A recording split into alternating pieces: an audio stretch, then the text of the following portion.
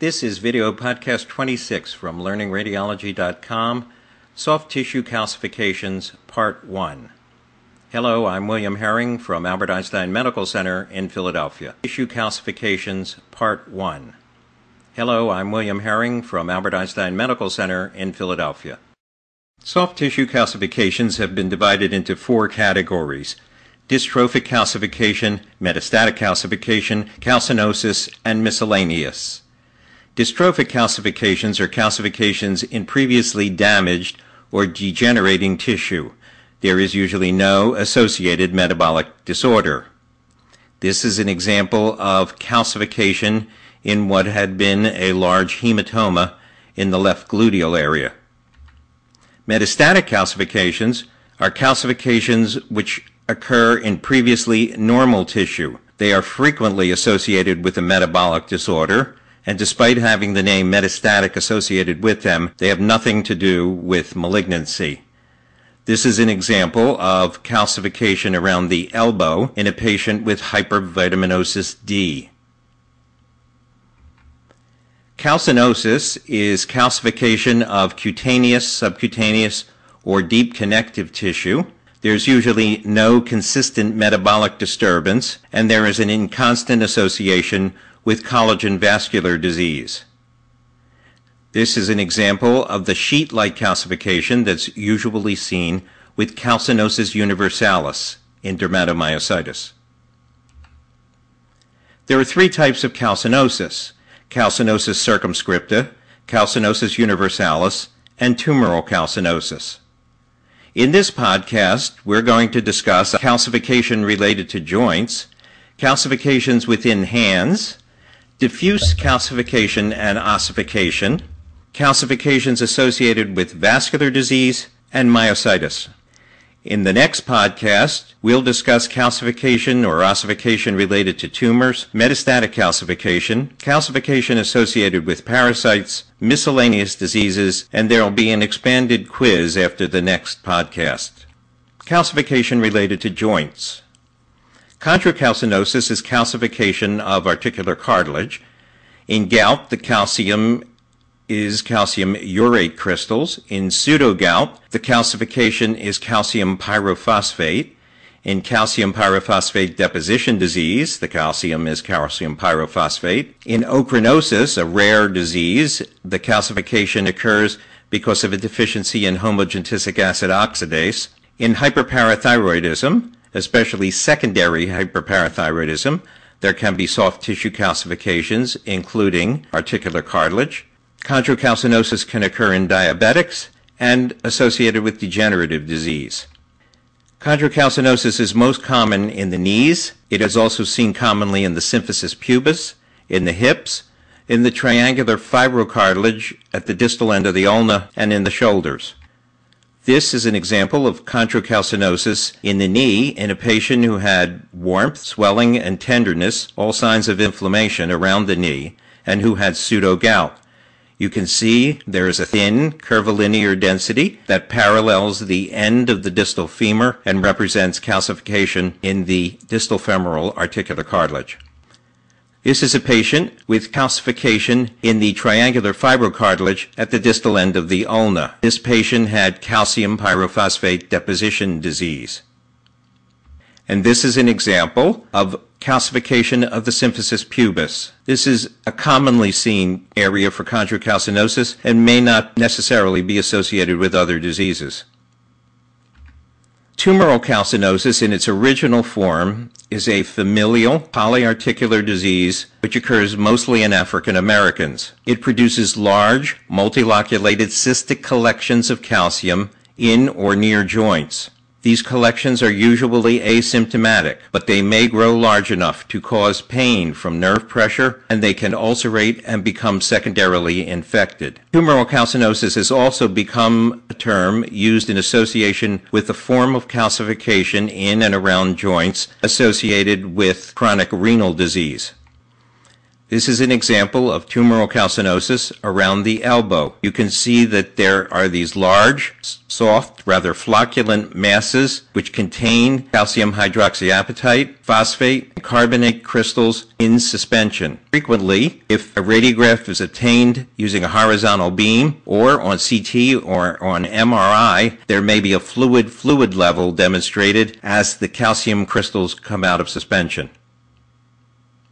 Synovial chondromatosis represents a metaplasia of synovial connective tissue into cartilage, although it may become bone. It usually affects the knee, hip, and shoulder. It tends to be monoarticular. It can be the cause of a loose body, and it is divided frequently into a primary and a secondary form. The primary form is less common. The calcifications tend to be more uniform in size, and the adjacent joint is usually normal. The secondary form is more common. It is most frequently associated with osteoarthritis, degenerative joint disease, and the calcifications tend to be fewer in number and vary in size.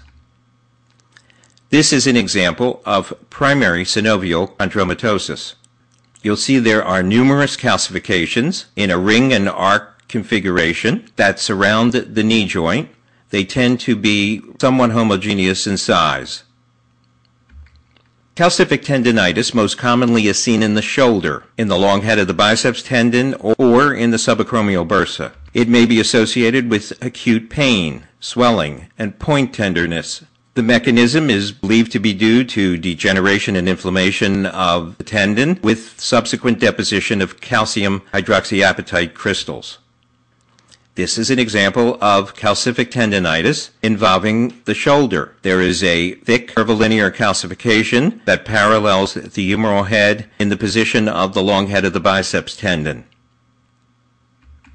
Gouty tophi are deposits of monosodium urate crystals in protein, lipid, and polysaccharides. They are usually surrounded by giant cell foreign body reactions. They can occur in periarticular soft tissues, where we're most used to seeing them, but also in bursae and ligaments, tendons, eye, ear, nose, throat, or skin. Visible calcification occurs in about 50% of all gouty tophi. This is an example of gouty tophi that are partially calcified, involving both the right and left metatarsophalangeal joints of the great toe. You can see there are associated erosions of the first metatarsophalangeal joints, and there are large soft tissue masses associated with the erosions, which are slightly denser than the surrounding tissue.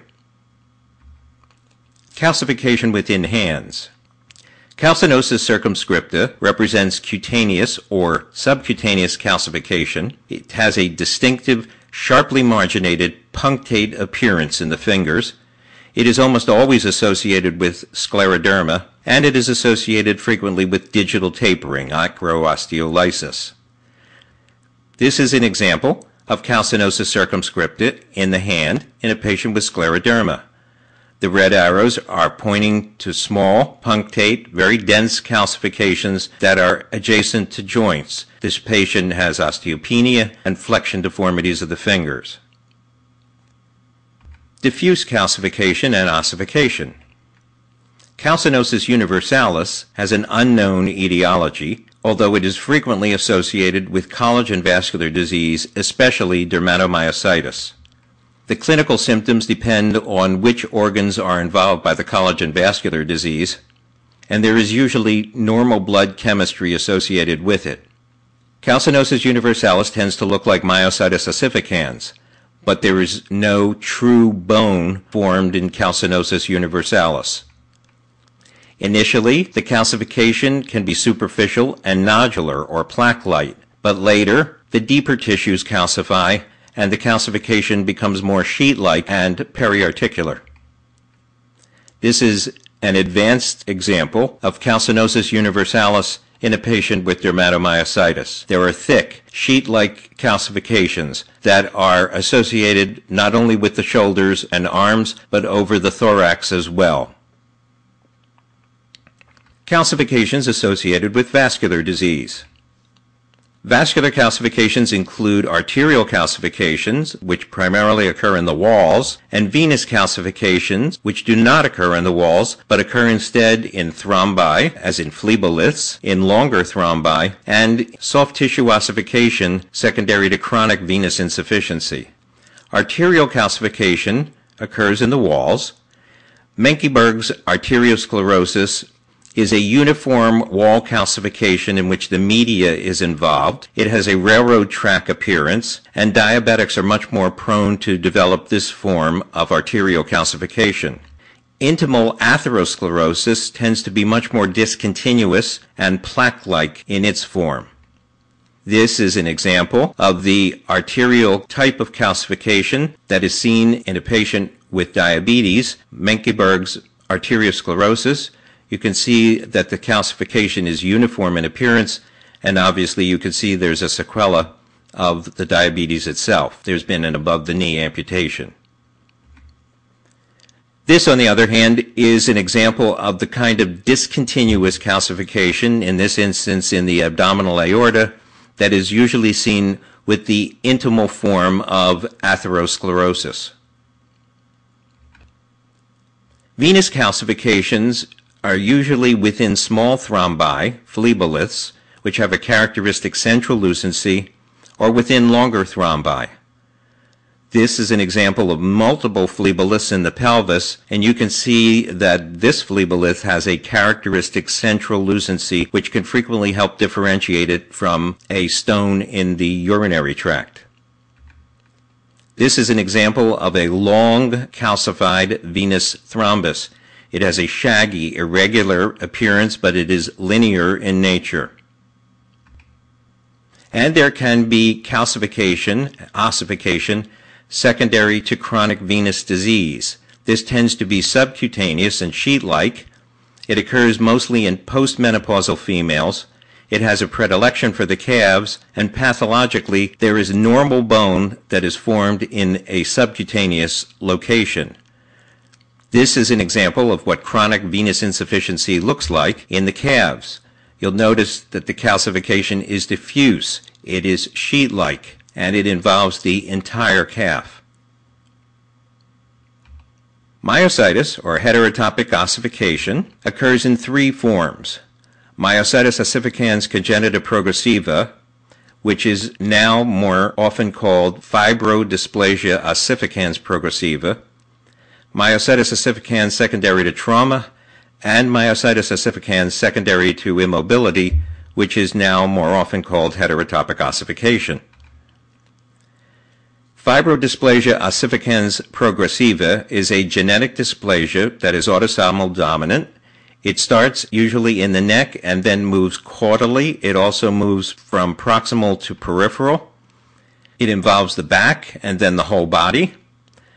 Ossification occurs in connective tissue, not in muscle, which is why the name was changed from myositis to fibrodysplasia, and it does not involve inflammation, which is another reason why the name was changed. And it is almost always associated with short great toe, a short thumb, or a short middle phalanx of the fifth finger. This is an example of myositis ossificans progressiva, in which there are these large clumps of bone that are seen in this patient in the back.